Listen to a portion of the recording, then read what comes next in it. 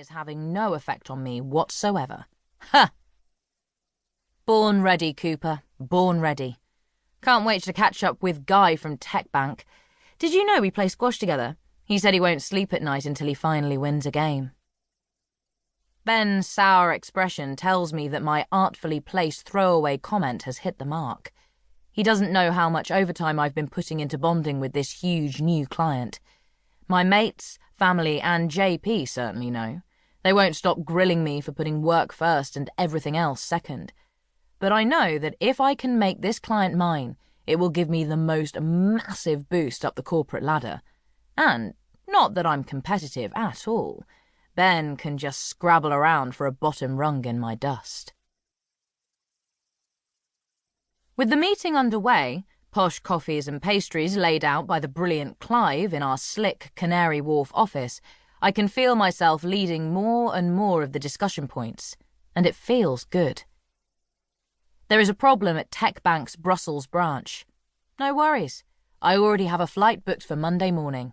Staff in the investment teams in head office are unhappy that consultants have been coming in and telling them what to do. I've already engaged a party planning firm to throw a top-of-the-line Vegas theme night at the end of the month. You can always distract the investment bankers with a good gamble.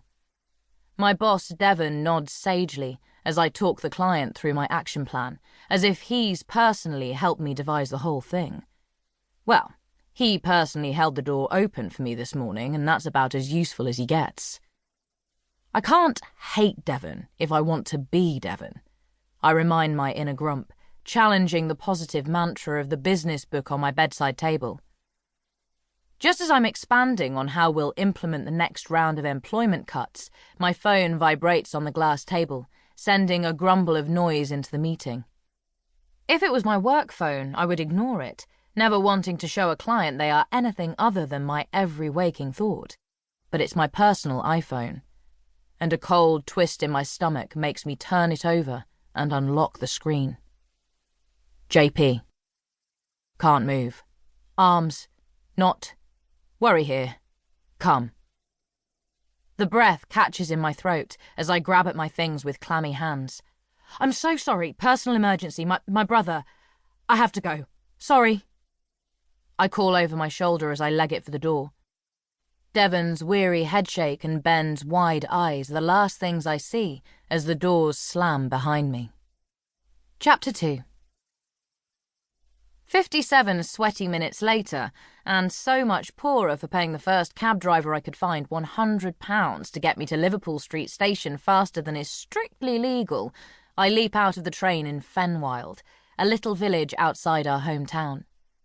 All my calls to JP have gone straight through to voicemail, his chirpy recording telling people to, "Go on, leave me a message, I'm a millennial, I never check them," hasn't broken through the cold, clutching feeling around my heart. Not again, not again. I'm tempted to call Mum, but seeing as she and Dad are on the other side of the world, visiting Uncle Dave in Australia, and I'd only be passing on the panic in the wrong time zone, I shelved that idea. Better get to JP first and assess just how bad it is. But I do bash out a quick IM to Clive. Cover for me? Pelting down the gravel track behind the tiny station, I take the shortcut through the copse, which in 5 minutes will spit me out at the bottom of the high street. Sorry, new loafers, you've got to take the hit right now. If mud is good for facials, it can't be all that bad for shoes. The chilly air is really rasping in my lungs as I turn onto the small row of shops. Just a few more to go, and there it is. The Blackthorn Family Haberdashery. With that kind of name, you'd think the shop was set up in the time of Victorian lace cuffs and brown paper bags. But in fact, JP opened 4 years ago, and seeing as I gave him the investment capital and we're 50-50 owners, he insisted it should have our family name. Wheezing a little at the side door, I don't bother knocking. I just fish out the spare key from underneath the hedgehog boot scraper and barge the wonky wooden door open. Julian? Julian? Where are you? A deep groan comes from the living room. Oh God, please not again. But there's no crumpled figure on the sofa, no detritus of beer cans and old newspapers.